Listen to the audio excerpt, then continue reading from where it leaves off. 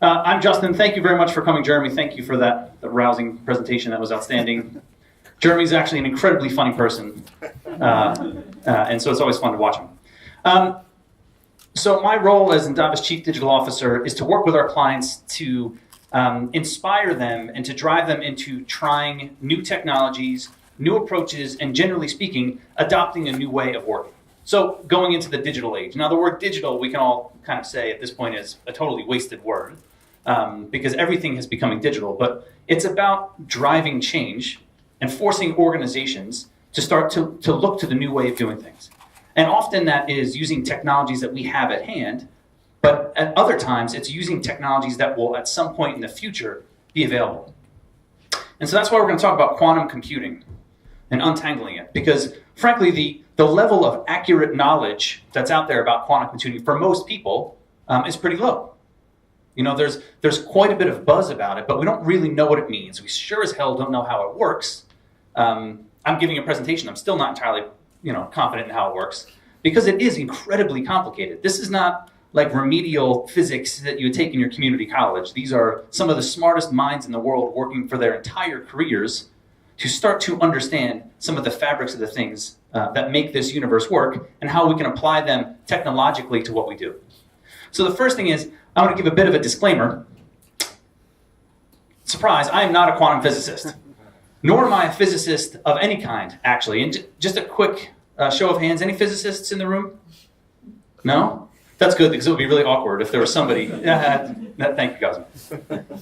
So I'm going to be taking really complicated scientific concepts and summarizing them through my own brand of idiocy into something that is conveniently bite-sized for this conversation, right? Maximum 45 minutes. These are topics that people have spent their entire working careers perfecting a fraction of knowledge about something very small. We're going to cover a whole hell of a lot of ground right now. And so understand that it is going to be basic. At the end of this, you will not be an expert. You will have maybe a pedestrian understanding of quantum physics that rivals my very pedestrian understanding of quantum physics. But rest assured that in a place and in a being that has many parallel universes, in one of those universes, if you asked a question and I didn't know the answer of it, in one of those universes I've answered your question correctly. So rest assured, somebody, someplace is actually having a good experience. Okay. So let's start. So Einstein initially expressed his discomfort with the implications of quantum mechanics because it broke his very ordered and smooth knowledge and thoughts around the universe. He expressed his discomfort with this quote: "God does not play dice with the universe." This is 1926, which is really surprising. We'll start talking about the timing of all of this. But in 1926, nobody was ready for the implications of quantum mechanics and quantum physics because it invalidated all of the thinking that had been permeating through society for the hundreds and not quite 1,000 years, but the hundreds of years beforehand. Now, in response to this quote, the Danish Nobel Award-winning scientist Niels Bohr said, or we think he said, "Stop telling God what to do with his dice." Right? Niels is one of the fathers of quantum physics. He understood that we weren't digging deep enough into the fabric of the universe to be able to explain what we tried to explain. And as a result of this conflict between an older style of Newtonian physics or Einstein's theories of general relativity and special relativity, and Niels Bohr and all of his friends and their thoughts around quantum mechanics, what did it really create? Well, it created a science fight. Right, over the course of the next 80 years almost, there was a battle between different theories. What was the driving theory that fundamentally explained the fabric of the universe? Was it special relativity and Newtonian-based physics? Was it quantum physics and quantum mechanics? And frankly, for the longest time, we weren't really sure because, again, we were dealing with imperfect information gathered and processed and espoused for decades and decades. But I think what the actual decision of this was in 2011 when the first quantum computer was released by D-Wave, and albeit underpowered, and we'll get into why it maybe was not the end-all be-all, and certainly has not been, it still proved that quantum mechanics was a thing that was real, that we could utilize the properties of quantum physics to drive a higher level of computing. And so it really put the nail in the coffin of a sense of the fundamental theory of the universe ending at special relativity.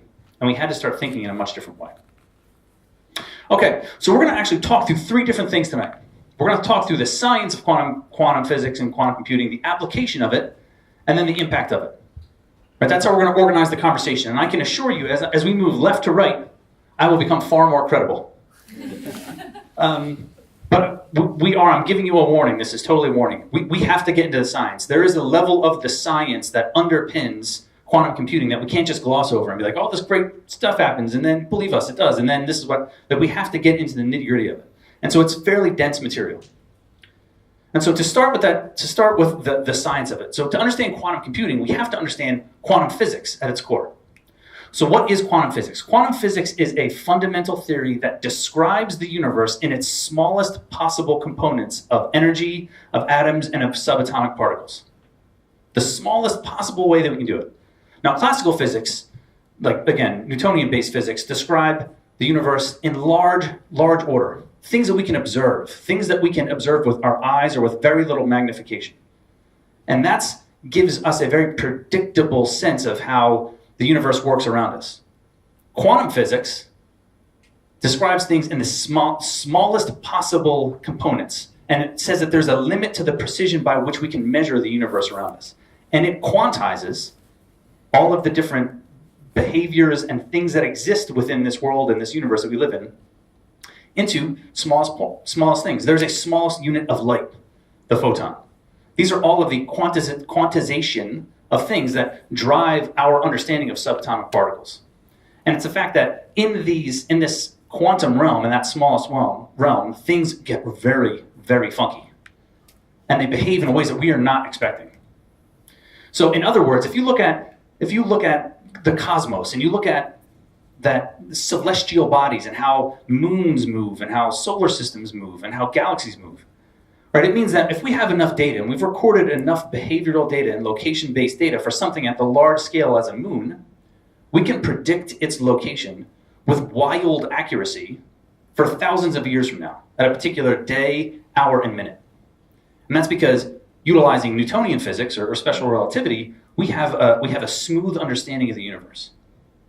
Right? So that's the basis of that base physics. But if we then zoom into the moon, like really zoom into it, we then realize that the subatomic particles that make up the matter of which that moon is comprised are going to be erratic and unpredictable. And we have very little sense of exactly what they're doing or how they're behaving. And that's because at its core, quantum mechanics is something that we still have, or quantum physics is something we still have difficulty being able to measure because, frankly, we don't have the technology yet to do so. Quantum physics was something we started discussing as humanity in the early part of the 1900s. I think that's a long time ago. It's 130 years ago. And it's through the efforts of gentlemen like Max Planck, Niels Bohr, and Erwin Schrödinger, along with others, that the basis of the theories of quantum physics were derived. And we started, based upon the work that they did and the thinking and the creativity, they started to identify things like what an atomic model looked like, and then how there was theorized to be smaller particles that made that up. And even as late as the late 1930s, Einstein and his boys were still struggling with it. They were still struggling with the fact that it didn't line up with their understanding of the universe. And they called quantum physics incomplete. It didn't cover the necessary, and it didn't jive with their understanding of the universe. So you don't need to understand all of this, but we can talk about what the universe and what science and humanity was like before quantum physics and what it was like after quantum physics. Before, the universe was intuitive and predictable. Things behaved the way we thought they were going to. Things were continuous and smooth, right? Space, time, energy were something that had a kind of a grace to them. And things were local. And by local, I mean locality. Objects were directly impacted the place where they were spatially. There was a one-to-one relationship to how that worked. After the theorizing and the early adoption of quantum physics, all of a sudden we realized, you know what, the universe is not as predictable as we thought. It is uncertain and unpredictable. And things, particularly as they get really small, start to behave in a very bizarre fashion. Things are quantized. There is a smallest order of magnitude of light. Right? Prior to that thinking, light wasn't a particle. It was a wave. It was something that just existed. But we realized that there was actually an object, the smallest packet of light called a photon, and there's one of those for most of the rules of physics and all of the energies in the universe, the weak force, the strong force, and all those things. There's smallest units of measure for all of that. And then really, things started acting weird. When we started understanding things at that smallest quantized scale, they were just weird. Now, I'm allowed to use a word like weird because remember, I'm not a physicist. So I get a pass on that. Okay, so just a couple of quotes here from the fathers of quantum physics. Anyone who is not shocked by quantum theory has not understood it, Niels Bohr. I think I can safely say that no one understands quantum mechanics. Richard Feynman, the guy that is really the father of quantum computing. Quantum mechanics makes absolutely no sense, Roger Penrose. There's actually an artist named Yves Tanguy who just was so inspired by quantum theory, quantum physics, and quantum mechanics in the 30s, 40s, and 50s that he just started painting really bizarre shit. Because he was like, the imagery that you can't believe is happening based upon the things that you're being forced to understand related to quantum physics inspired him artistically, and he became incredibly successful as a result of it. All right, here we go. We're into the science now. We're in the thick. There's three main things that we're going to discuss today from a scientific standpoint. The first one is wave-particle duality and superposition. The next one is wave-function collapse, and the third is entanglement. So here we go. We're right in. Wave-particle duality and superposition. Right, this is the propensity for quantum objects, really small things, to have the properties of both particles and waves. So what does that mean? Let's use an example. The example we're going to use is an electron. So what's an electron? Well, it's a subatomic particle that whips around the nucleus of an atom really fast and gives it its properties. That's why I asked you the valence question earlier. I wanted to use the word valence because I think it's a good word. Right? So electrons have properties. Their properties, it can have a spin, so it can spin up or it can spin down. And it has a location, that's its other property. Now, based upon the speed at which an electron moves and its ridiculously small size, it's difficult to understand where it is at any given time. Now, we can use something called the Schrodinger equation by the same guy that killed a bunch of cats with the dead cat theory, which everybody knows a little bit for, but I'm not going to get into tonight because that's a predictable path. I want to be unpredictable, like a subatomic particle. We can use something called the Schrodinger equation to start to map the probability of where an electron is as it whips around the nucleus of an atom. That illustration is called that electron's wave function. So this is the wave function of an electron's position around in a hydrogen atom. And so the lightest areas are where is the highest probability where that electron would be when we try and locate it. And as the color gets darker, it has a lower probability. That validate that object has wave-particle duality. It can operate like a particle or a wave. That is incredibly bizarre. Now, before we've measured the location of that electron, its location is irrelevant because it is operating in a place that's called superposition, which means that it occupies all possible physical states at exactly the same time. That's the wave function. So it's important that we define this. This is hugely important, and it's kind of dark. But superposition is the ability for a quantum particle to exist in all possible states simultaneously and engage with the world around it that way. Okay, so everybody's good on superposition? Yeah, we have a strong PhD level understanding of it? Excellent. So let's talk about wave function collapse. So we've just identified the wave function. What happens when that collapses, and what does that mean?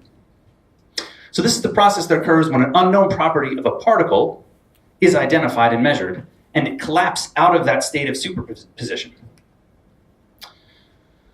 All right, so we have this map. We have this map of this electron where it's most likely located, and the height is where it's most likely located.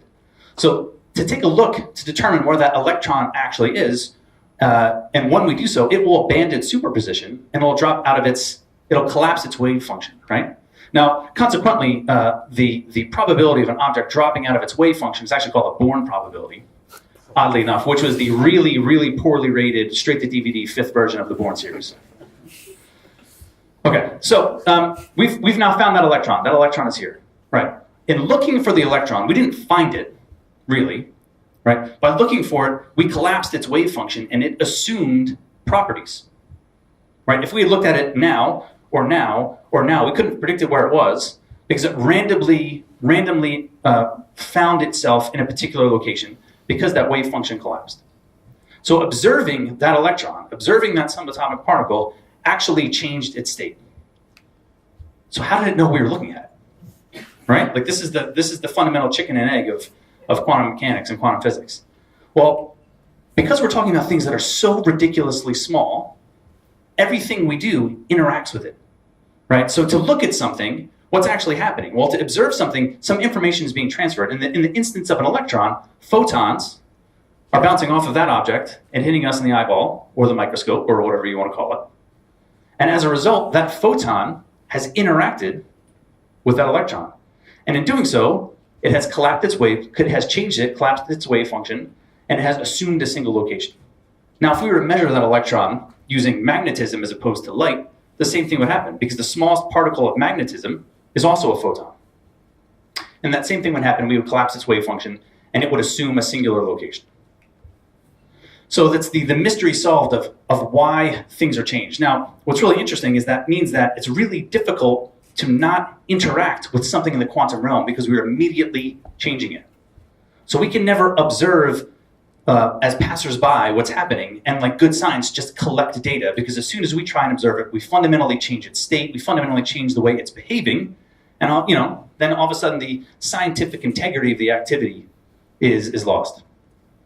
Now, incidentally, there's some different theories within quantum mechanics that state that you don't have to necessarily collapse a wave function. In the many worlds interpretation, it says that there's an infinity of parallel universes, and an object in superposition is occupying a physical state in all of those possible universes at the same time. So an object in superposition intrinsically interacts with all versions of itself in all possible states across all possible parallel universes. Cool. That's not hard to grasp and wrap your head around in any capacity. Okay, so let's talk about entanglement. Entanglement is actually my favorite because I'm a nerd. But I'm going to read the definition because it's really specific. This is a physical phenomenon which occurs when pairs or groups of particles interact in ways such that the quantum state of each particle cannot be described independently of the state of the others. So what does that, when that translates that, what does that mean? So let's still use electrons. Electrons are still our jam here. So again, electrons can have a property called spin. They can either spin up or they can spin down. We can, until that electron is observed, and we try and measure which way it's spinning, it is in a state of superposition, meaning it is spinning both up and down simultaneously.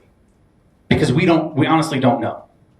Now we can entangle two or more electrons, which means we're creating a relationship between them, an intrinsic fundamental relationship between them. And when both of those objects are entangled, they're in a state of superposition. If we try and measure the state or the properties of spin of one of those entangled electrons, it drops out of superposition. We collapse its wave function and it takes on a spin in a particular direction. Entanglement states that the other electron automatically drops out of superposition, collapses its wave function at the same time, and takes on the same properties simultaneously. So that means that, again, if one of those tangled electrons is in my hand and the other one's hanging out on Jupiter's rings, Saturn's rings, Jupiter has no rings, it's totally fine. That means that the activity would occur in the palm of my hand and out on Saturn at the same time, regardless of the distance between them. Take a second to bring that in. Entangled subatomic particles instantaneously and simultaneously change state.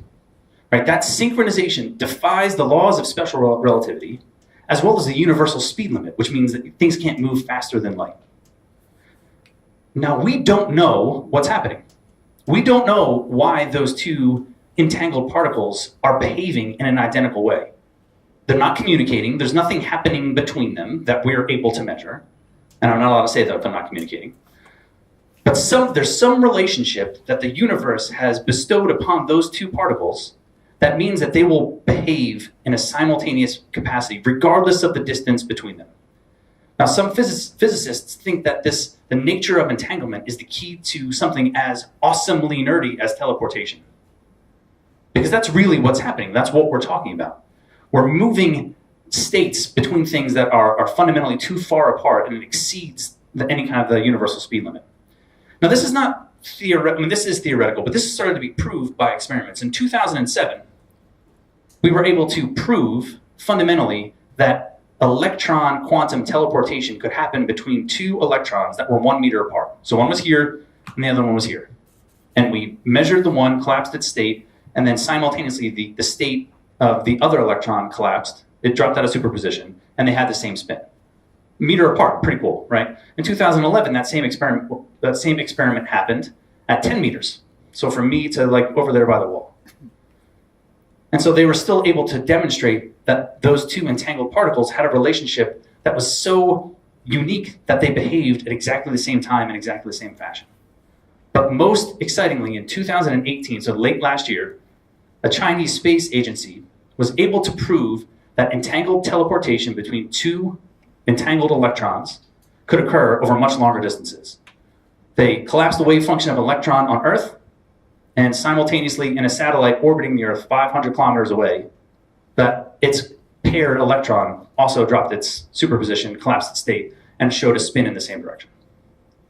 So again, we're proving this with scientific experiment that there is something here that we don't understand that's larger than our knowledge of the universe. So incidentally, when this was posited, Einstein was so creeped out by this that he actually coined it spooky action at a distance. Now again, I can use words like creeped out because remember, not a physicist.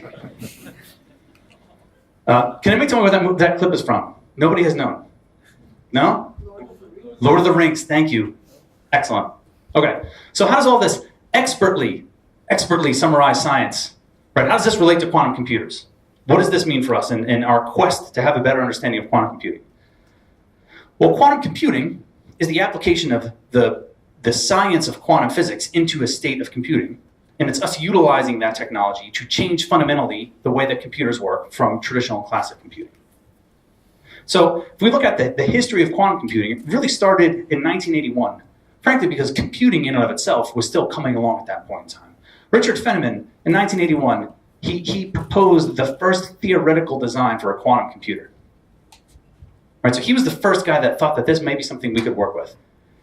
Almost 20 years later, the first working qubit, the first working quantum computer, 7-qubit system, was shown to be functional. Now, it was hardly a quantum computer, but it showed that the properties postulated by Feynman, theoretically, could actually work. 10 years later, D-Wave announced and launched their first commercially available quantum system in 2011. And in 2018, Google just last year announced that a 72-qubit quantum computer existed and that they were working on it.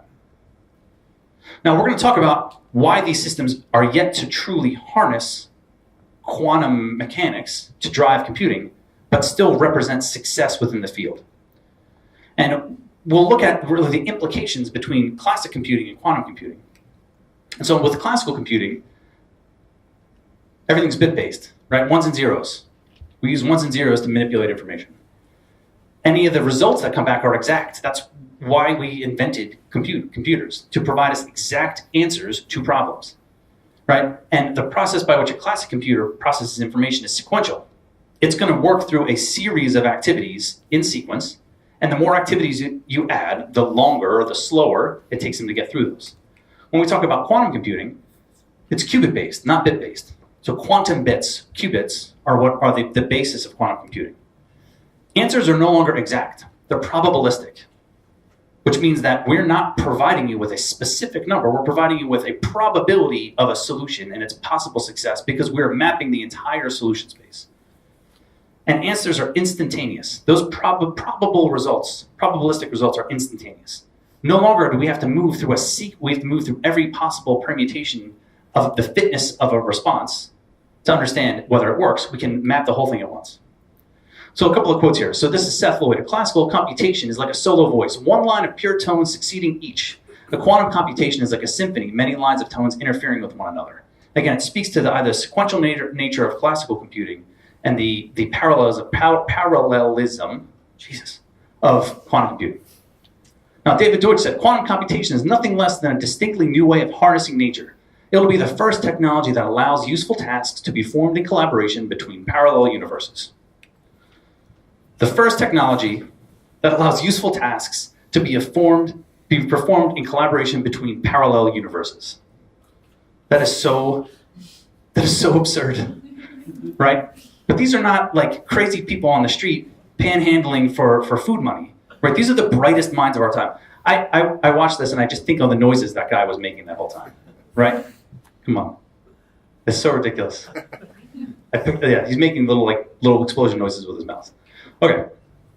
So how do quantum computers actually work? What does that look like? So again, it's about applying the things that we've learned about from quantum physics into that processing. So again, classical computers, ones and zeros, right? A bit can have one of two states, and we use those states to manipulate and store information.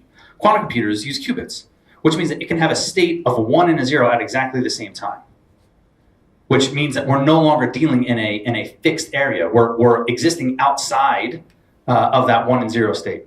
Now, qubits themselves are made up of quantum particles, often electrons. And in fact, with electrons, it's the spin of those qubits that we're looking at. That's the quantum state of superposition it's in when we're trying to harness quantum technology to drive computing.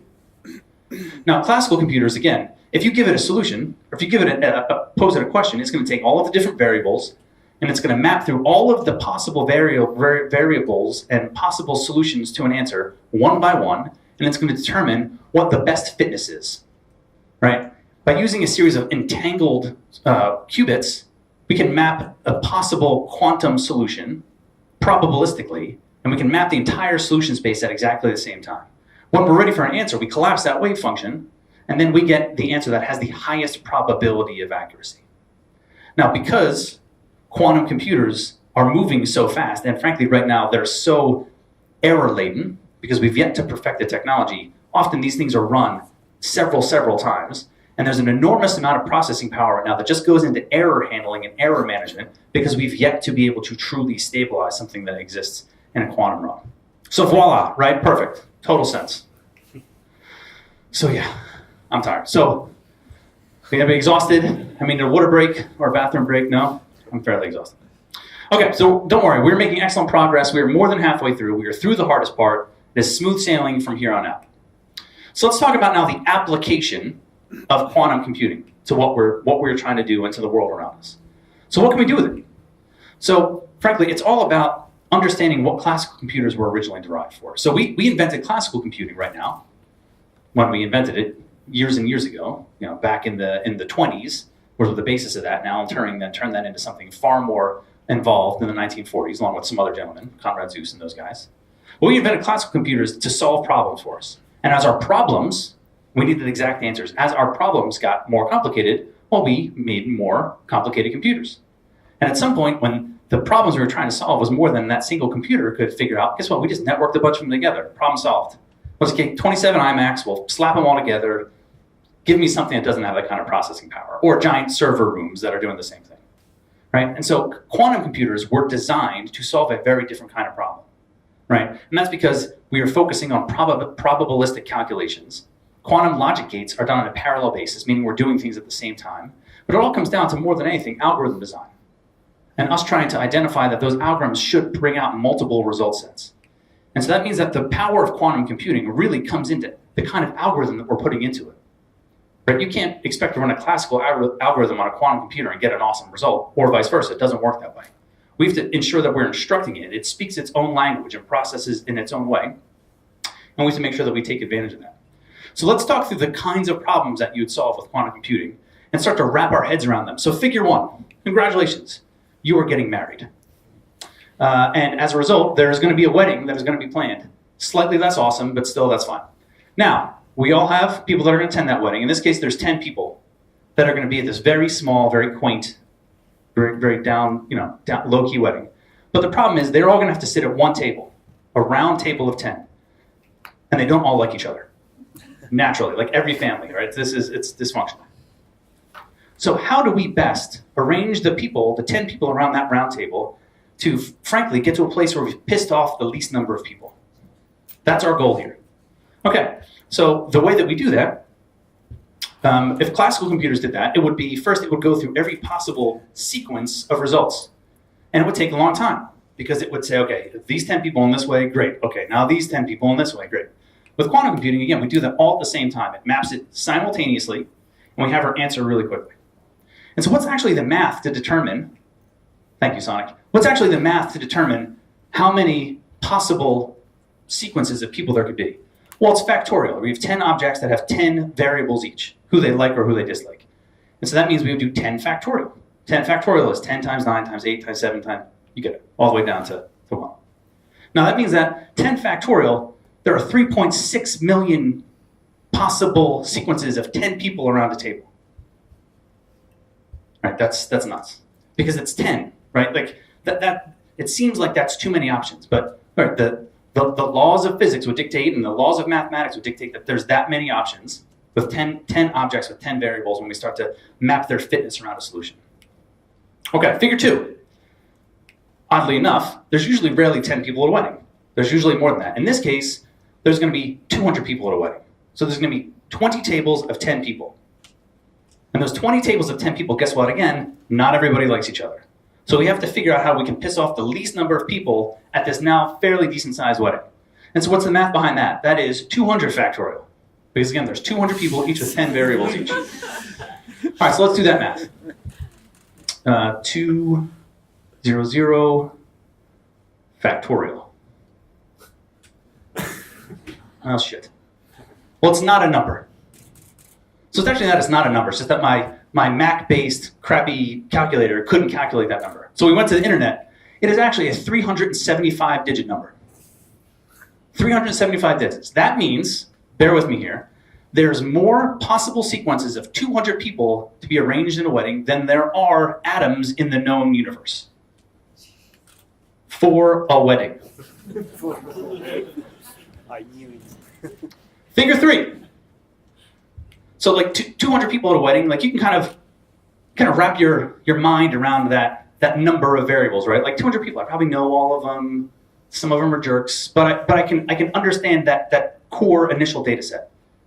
When we start talking about problems we don't understand, we can't wrap our head around that data set, like climate modeling, right? The way that they theorize would be the best way to start modeling climates, our Earth climate, but really the climate of any celestial body, is taking the whole volume of atmosphere around the planet and breaking it up into little, meter or smaller cubes.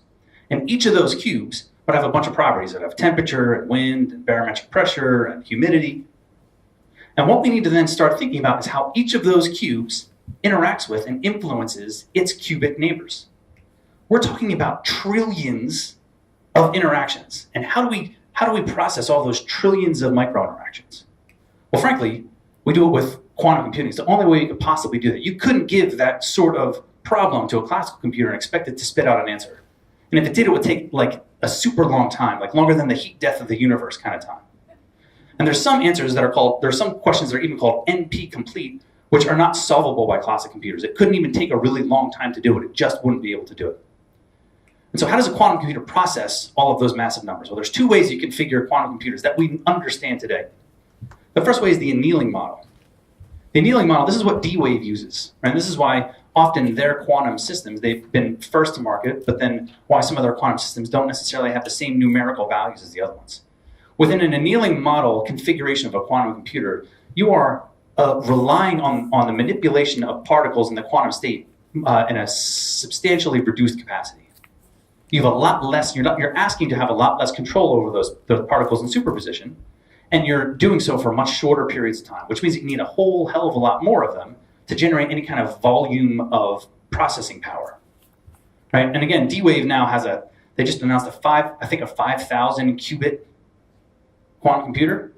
Now it is substantially less powered than even a 50 qubit model computer that is arranged in the gate model.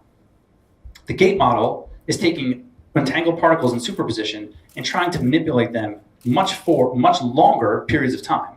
And in doing so, is able to extract far more processing value out of it. Now, it's really hard to do because that means that we have to keep these incredibly delicate particles in a state of superposition for a really long period of time, and they're really delicate. Anything knocks a particle out of superposition, which is why these computers often are impacted by gravity, which sucks because we're all subject to gravity. But they theorize that to get these computers stable, they might actually have to be in low Earth orbit, where gravity is far less of an issue. They're affected by temperature. Most of these systems are kept and cooled to almost 0 Kelvin, absolute zero, which you can't actually achieve and still be in a place that has any kind of life. but they have such sensitivity that we've yet to be able to figure out how to keep them stable for a long enough period of time, which means that while we're still trying to figure that out, they've spent quite a bit of energy in managing all the error handling that has to now be super ramped up because we have much less confidence in the kind of results that are coming out of those systems. Now, once these systems are created to be both efficient and stable enough to perform their own error correction, and we have confidence in how long they're able to stay in a state of superposition, we can now start using algorithms that were geared specifically for these systems when they're operating in their best possible way. Shor's algorithm, right? This gives us the opportunity to run an algorithm that can find the prime factors in a massive integer almost instantaneously. This algorithm will completely redefine everything that we understand about cryptography, which is most of it's based off of the factoring of really large integers. Now, again, we've been yet to able to run this on a system that exists in a quantum state in dependable enough capacity to start to do those things. But you can run quantum algorithms on classical computers to determine whether they're functional. You just don't get the horsepower out of them. It doesn't do anything cool because it's not a quantum computer. But you can test its accuracy. You can test whether or not it's a working algorithm. The second one would be Grover's algorithm. Right? Grover's algorithm allows us to search unsorted and unstructured sets of massive data and start to process and bring order to them. Again, in an incredibly quick and an incredibly accurate capacity. Now, when the potential ability of quantum computers allows us to achieve these quantum states for an extended period of time, we can run these algorithms, we'll achieve what's called quantum supremacy. So quantum supremacy is the moment where we've achieved quantum. Quantum, got it, right? That means at that point we have it, right? This is where things change. That moment in time will represent a fundamental shift in humanity. Quantum supremacy means that we'll all of a sudden now be able to do accurate climate system modeling. And we'll start to be able to understand what's actually happening with the world around us, what's happening on other planets, and understand the ways that we can now start to gather data to determine how we're going to fix it. From a material science standpoint, when we achieve quantum supremacy, we'll be able to look at creating materials that we can't even possibly fathom right now. Imagine taking every possible subatomic arrangement of every possible element, mapping it against each other to see how do we create the strongest material possible, or the most flexible material possible, or biofabrics. Like, we can't do the necessary processing and search right now to determine how all of the possible permutations of carbon atoms can interact with all the possible permutations of every other known element. But we'll be able to do that from a material science standpoint, and all of a sudden, the things that we build around us, and the things that we put on our bodies, and the things that we drive in will become dramatically better. Chemical structural modeling, the same thing. Looking at the chemical interactions of different chemicals and how we use that to create pharmaceuticals, how we use that to create substances that do things that we thought previously were impossible. Cryptographic enhancement, right? So again, we talked about Shor's algorithm. The moment that we can confidently say that we can factor a super large integer instantaneously, we're going to have to change the game in the way that we deal with cryptography. Now, it doesn't mean that everything, a couple of seconds after quantum supremacy happens, that everything is going to get hacked. I mean, it might, but it doesn't mean that it should happen that way, because frankly, what's going to happen is that now the benefit of quantum computing is going to both be wielded by those organizations trying to create cryptographic security, as well as those organizations that are trying to hack through it. So the same fight's going to continue to happen, but everybody's going to be having substantially more potent weapons from which to have that fight. It does mean that, though, until there is a rebalancing of the technological world, utilizing the underpinnings of quantum computing for cryptography, anybody that falls behind that curve is going to be very much at risk to have some sort of a data breach. And then instantaneous communication. Again, entanglement, I love it. When we can harness entanglement to manage instantaneous communication, meaning that two entangled particles, if information is in place A and we want it to be in place B, we don't have to worry about sending it through a really risky, really hacking-prone pipe, whether that's an actual pipe or a wireless pipe. It can just show up in location B at the same time. All of a sudden, we've removed the area where hacking occurs. So instantaneous communication will mean that all of a sudden, we can talk and communicate with those systems, people, and objects around us at very low risk over any amount of distance instantaneously. So these organizations right now are the ones that are driving really this movement into the quantum space. So from an establishment standpoint, IBM, Microsoft, Google, Intel have each invested billions of dollars of R&D into the development of their own quantum computers. And they have huge teams of physicists that are trying to drive these things. Additionally, on the startup side, D-Wave, Rigetti, IonQ, and Xanadu are doing the same thing. They're developing quantum systems of their own, as well as then creating the kind of software and those algorithms that will drive those. Now, we are still going to have to use classical computers. Like, when quantum computing is created, all of a sudden our mobile phones aren't going to be driven by quantum interfaces. That doesn't make sense. But it's not used for that sort of thing. We're still going to have classical computing driving a lot of the ways that we interact with technology. And in fact, because it's impractical to think about a quantum computer existing anywhere other than an incredibly secure lab at Google or at Amazon or at Microsoft, it means that we're going to have to access quantum computing through classical-based cloud systems. And that's the economics of the way quantum computing will really come to market, will be rather than having a handful of AWS servers that you can stand up and down as bandwidth requires, you'll buy like a microsecond of quantum computing power for like several $1 million. But this will be the way that business gains access to quantum computers as we move forward. All right, so let's talk about the impact. What does this all mean? What does this mean to how we move through the world around us? How does it change the fabric of our reality?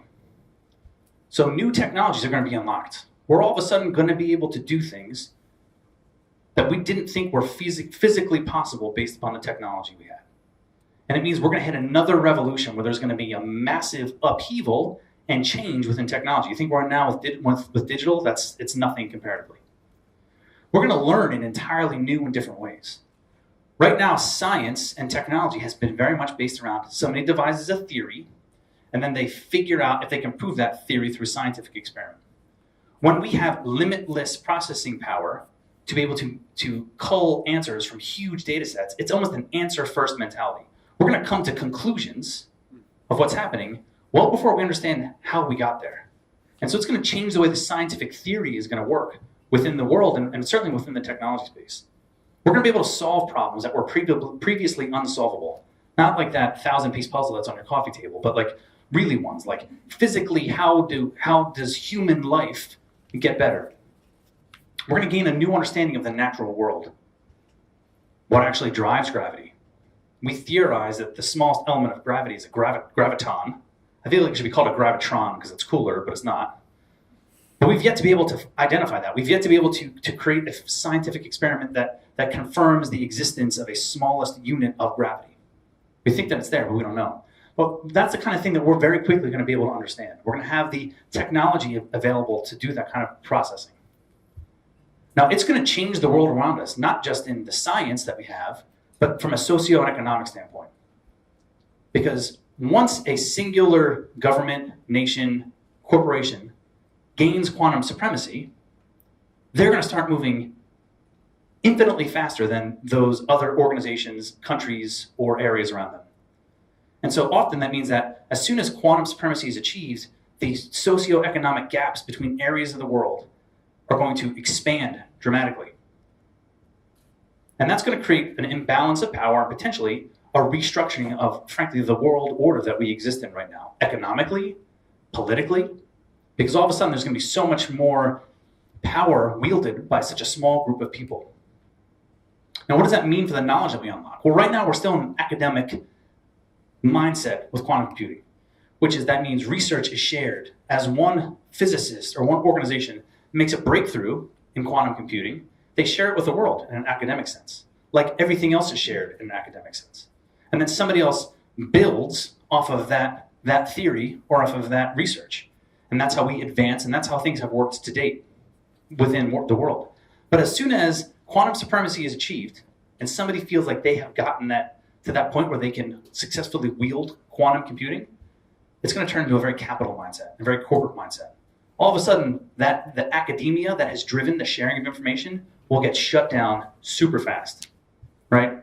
And anything that's published will be a little bit vague because there's going to be patents filed, and those corporations or those governments are going to be in a position where they're going to want to capitalize on this advantage that they now have. It doesn't mean that everybody's going to turn into a supervillain in a volcano, but it does mean that we're driven by a very capitalized mindset when it comes to technology these days. It's only logical to assume that the same thing will happen when something as powerful as quantum computing comes around.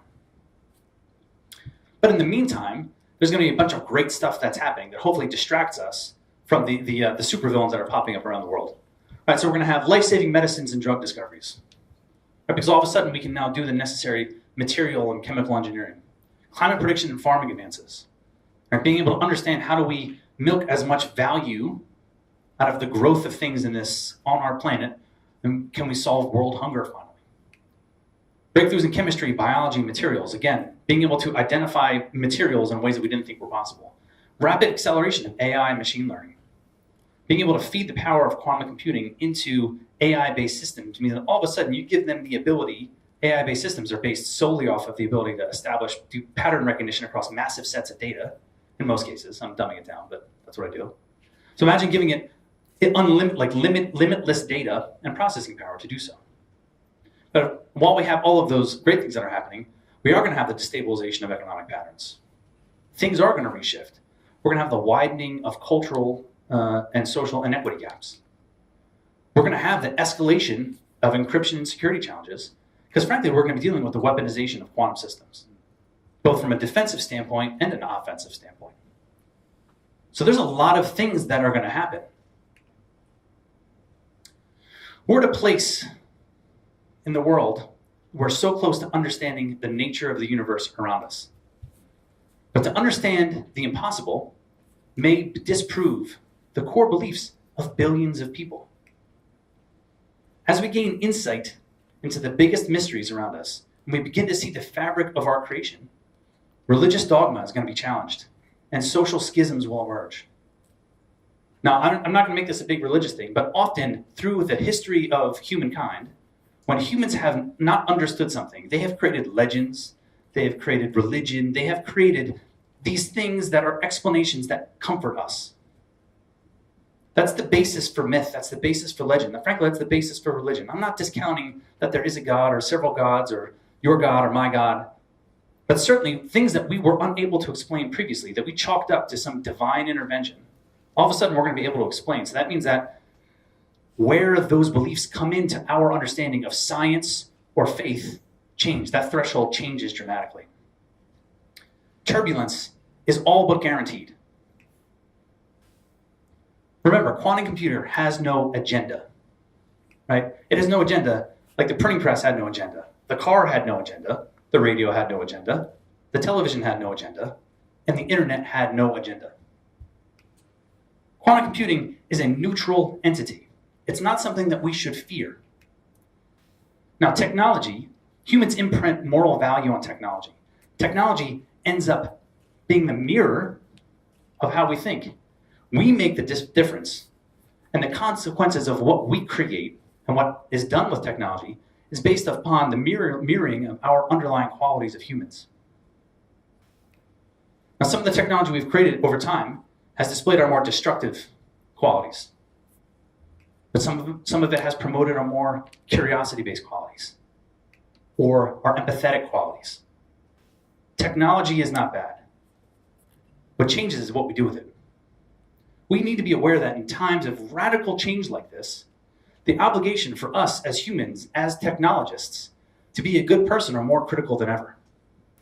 As both individually and as a species, our choices have massive impact and shape the future in every conceivable dimension.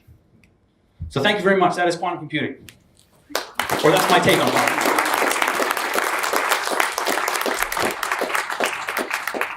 All right. Any questions? Yes, sir. How do they entangle electrons? That's a great question. Let me preface the Q&A section by again saying I'm not a quantum physicist, but saying that most of what I would say will be wrong from this point forward. Frankly, I don't know how they entangle. There's a process by which particles are entangled. And if you send me your email address, I will Wikipedia it, and I will email it to you, and I will add emojis for effect. Yeah? Okay. I don't know. It's a great question. Jeremy, do you know? I do not. Yeah, Jeremy does not know. Jeremy knows everything about quantum computing, and he doesn't know that. It's really advanced. Really advanced. I think you need a PhD. I have another one. Yeah. Do you plan to send a quantum computer into space? So again, they think right now, because the biggest issue with quantum computing is that we can't stabilize predictably an object in a state of superposition when it's entangled with other objects. It's too delicate. And again, I joked about it, but one of the biggest reasons there is gravity. Gravity is exerting this ever-pulling force on those particles, and so it knocks out of that state of superposition. If we send a quantum computer to space, they theorize, and the current thinking is because it removes gravity from the equation of limiting our ability to stabilize an object in superposition. So yes, I do believe that the first stable commercial quantum computers will probably exist in some sort of low Earth orbit, because that's the way that all the science looks like it's trending right now. Yes, sir. Due to the probabilistic nature. And the words are hard, right? They're so hard. Due to the probabilistic nature of quantum computing in general, how do you see? How would business use cloud computing for application other than modeling and day-to-day basis and expect exact results? So it will be, so the probabilistic, I'm going to try it first. I was just going to say, repeat the question. Oh, okay. Good. I'm not answering it right now. The question is, what are the practical business applications of the processing of quantum computing based upon the fact that they generate probabilistic result sets? More or less, that's the question.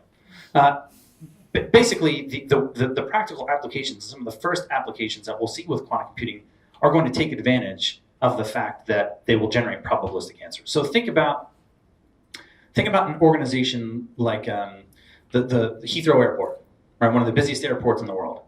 Right? Heathrow Airport operates and loses or makes money based upon its efficiency to get airplanes in, get passengers in, and get airplanes out with passengers on them. If it could understand how to best simulate and how to best organize the timing of planes coming in, the likelihood that they'll be on time based upon climate modeling, and the ability to get passengers in and out at a very particular capacity, it could easily double by 100 times its revenue. Who the hell knows? It would be a dramatic change in the efficiency of the airport. And it's impossible for us to do that now because there's far too many variables that are dictating the timing of when planes come in and planes go out, and people get there and people get out. Because we're not talking about 10 things with 10 variables. We're talking about hundreds of thousands of things with hundreds of thousands of variables. So in that instance, one of the first kinds of ways that we'll see quantum computing being applied to a business sense is to create better efficiency of really complex systems like airports and how they operate, which then drive revenue and those sorts of things. Thank you for smiling at me. It made me feel like my answer was good. Nice work. Yes, sir. My question would be, what is your wild guess what the time frame would be until quantum computing would be in somewhat of a usable state? So what is my guess as to when quantum computing when we'll reach quantum supremacy, right? The answer is, I have no idea. I will say this. The big thing that we have to get around right now is the stability of dealing with objects in a state of superposition. Once that happens, things will rapidly move in that direction. Things will very quickly mean that we've achieved quantum supremacy. My guess is that we're probably in the 5 to 10 year range. I think that that's probably where we are. It's close. It's not this thing that's going to exist like when our grandkids are alive. But I think it'll be within our lifetimes. It might not be in my lifetime, but it'll be within your lifetime. You're not going to live for 5 or 10 years? Who knows? I mean, I think there are also quite a few voices who think that maybe it's impossible at all with our technology. So I think It's true, but you know what? Flying was impossible. Space flight was impossible. Like, we have achieved amazing things when motivated. So I think that it is absolutely possible, and I think it'll happen way sooner than we anticipate that it will. Yes, sir. So I'm wondering, do you think it might have the same impact as the atomic bomb, for example? The question is, do we believe quantum computing will have the same impact as the atomic bomb? So what is the probabilistics the impact to be good or bad? Did they use a quantum computer to... Yeah, so what is the likelihood that quantum computing will be good or bad? Quantum supremacy. Quantum supremacy, yeah. That's a good question. Again, to the last bit of the presentation, the atomic bomb had one function, was to blow shit up in a really, really devastating capacity. There's not like many other ways to use an atomic bomb. the science that drove atomic bomb will at some time power atomic fission engines, which will be at limitless clean energy. So the object of an atomic bomb is by virtue of what it was, the most negative creation based upon the scientific advancements of atomic fusion and atomic fission. So quantum computing, to me, is the science behind fission, right? It's the neutral basis of understanding that now can be applied in different ways. Will quantum computing be potentially weaponized to destabilize financial markets? I think that is a very high likelihood. That's the atomic bomb. It's the application of that science in a nefarious way. So I wouldn't equate the atomic bomb to quantum computing. I think one is the result of the science. One is the result, and one is the science. I think quantum computing could be really good, but I do think that, and I hope that it's wielded by people that understand the implications of what they create as a result of that technology. That's where I think, and I hope that the people that get there are thinking further than their own wealth, fame, and fortune. They're thinking about something much larger. Yes, Isabel? Do you think it will ever become available for just regular people? So aside from corporations trading millions of dollars for a millisecond, and maybe under some regulations in order to use it in such a way it doesn't harm societies, do you think it will become available for just regular people? Absolutely. Quantum processing will become available for regular people, again, all through a cloud framework. I could be the guy that says computers will never fit in a house, but quantum computers, I can't imagine in our lifetime that everybody will have their own quantum computer. It will likely, again, be cloud-based access to quantum processing. And be affordable, yeah. I mean, frankly, right now you can build you can design quantum algorithms and run them on D-Wave computers via their Leap framework, which is like AWS for quantum computing. So that's something that's happening now. And you have access to data, right? you need to have access to pools of data to do it. And frankly, the algorithms you write need to be built in a way that you're looking for probabilistic result sets. For those Endavans in the room, this is something that we've started to invest in. You know, we've started to look at what the investments are to gain access to the D-Wave systems, which now have passed the smell test that yes, they are actually utilizing quantum, the better part of quantum computing, just not at the level of potency that we think. But we're starting to now look at the investment costs to build out the practice that allows us to start to test and write quantum algorithms to be prepared for the point in time when there's an opportunity to run them. And we've already started to have clients ask about them. A big insurance provider has started to ask us about how would we take advantage of quantum computing when it becomes available. When you think about insurance, what's insurance? It's the probability of risk. And so it's mapped so closely to the strengths of quantum computing. Of course, an insurance provider is going to be the first one to ask us for it. Because if they can write policies based upon data that minimizes their risk, they will be money factories. Right? This is why businesses will be the first thing to really take advantage of quantum computing. That's a question to you. I think they probably didn't believe it at first. They're like, there's no way that is happening. That's so bizarre. But then you start to run experiments that prove, scientific experiments that prove the validity of that information. A lot of what's happening with the result sets we're getting back from the level of quantum computing we have right now, again, have to go through such ridiculous error handling because we don't have the confidence that that's the correct set of data. As we gain the ability to wield quantum computing in a much more stabilized capacity, our confidence will go up. Error handling will cease to be error handling. It will be essentially validity checking. We'll be validating that those results are correct. And so I think at some point, like all technology, we're going to learn to trust it as truthful. So I don't know if I answered the question or not, but that's the like anything, we're going to have to gain a level of comfort with the results that come out of these systems, and it will drive our behaviors. And at some point, again, there will always be individuals that take advantage from a business standpoint, those that they can wield an advantage over and capitalize off of it. And so I think that there will be a bunch of really bad actors that are not operating honestly, that are defrauding the public around them because they think they're saying that they have quantum answers to things when they don't. Humans suck. I mean, we understand this. Any other questions? Yes.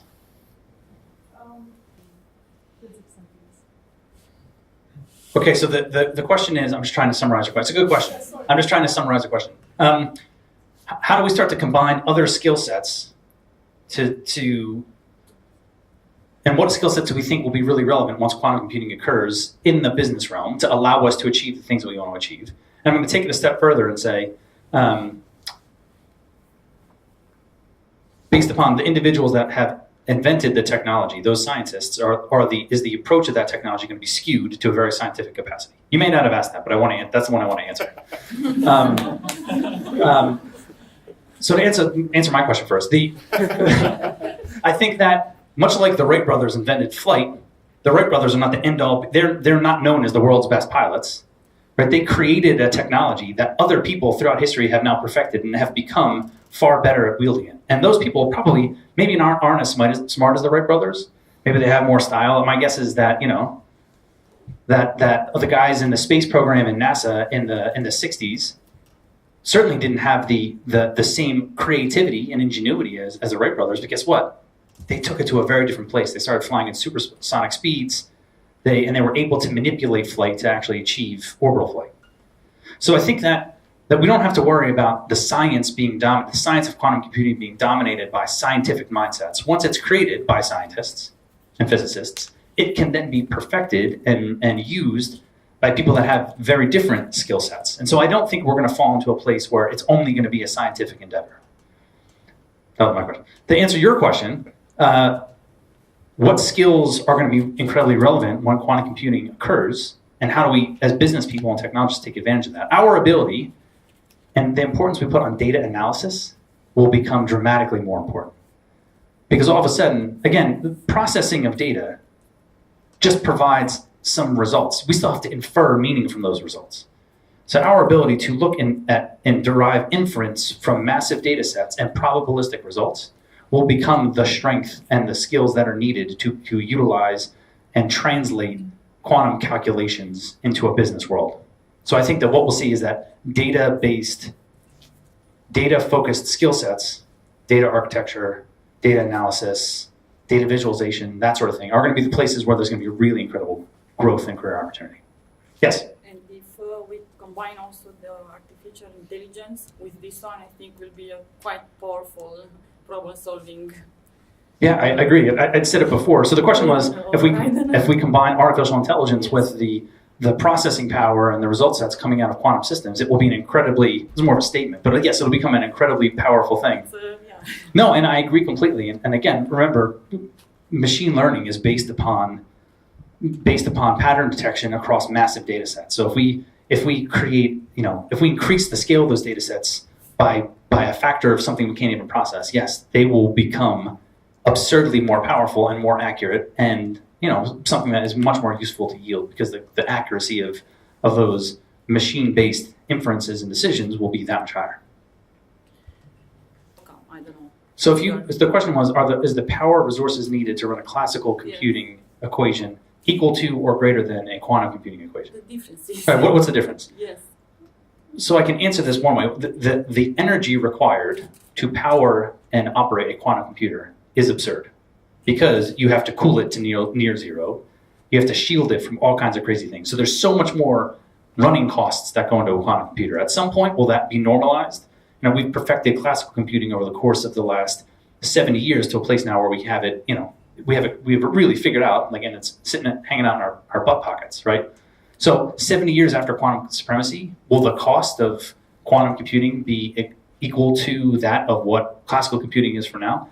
Possible, but certainly when quantum supremacy first occurs, it will be far more expensive and far more resource intense to run a quantum calculation than it will be to run a classical calculation. But I can't say if that's because it requires more energy to make those things work, like more electricity, but it definitely requires more energy to get the environment into a place where it's going to be able to sustain superposition for subatomic particles. Two more questions. Two more. There's two. You've asked two. You're done. Yes, sir, right here. The only company that has released the only company that you can go to and say, I have $10 million, I would like to buy a quantum computer, is D-Wave. And it's like $10 million a computer. Because they're big, gigantic things. But again, remember, D-Wave's quantum computers are not leveraging true quantum supremacy.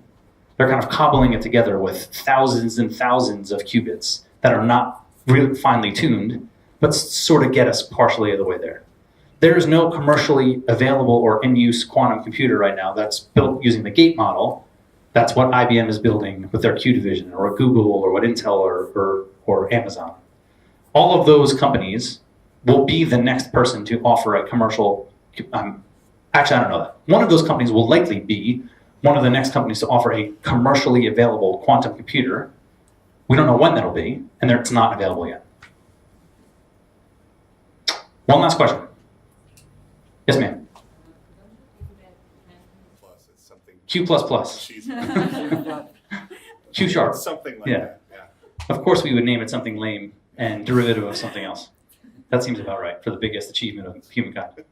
Okay, folks, thank you so much for coming and for all the questions. I really appreciate it, and I hope you had a good time.